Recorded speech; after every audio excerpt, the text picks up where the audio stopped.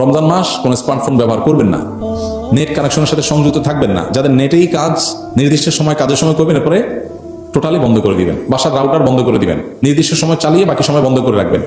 Decision নেন, দেখবেন আপনার রমাদানের অন্য 10টা-20টা প্রস্তুতির চেয়ে এই একটা প্রস্তুতি আপনার রমাদানকে অনেক বেশি অর্থবহ করে দিবে ইনশাআল্লাহ।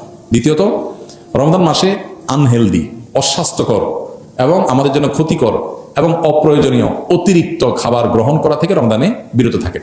দুইটা জিনিস, এই দুইটা জিনিস যদি সঠিকভাবে করেন, আমার বিশ্বাস আপনার রমাদানকে আপনি অনেক সুন্দরভাবে কাটাতে পারবেন। এবার বন্দিগিতে আপনি স্বাদ পাবেন, তৃপ্তি পাবেন, স্পিরিচুয়াল যে আধ্যাত্মিক যে একটা প্রেরণা, শক্তি, এটা পাবেন।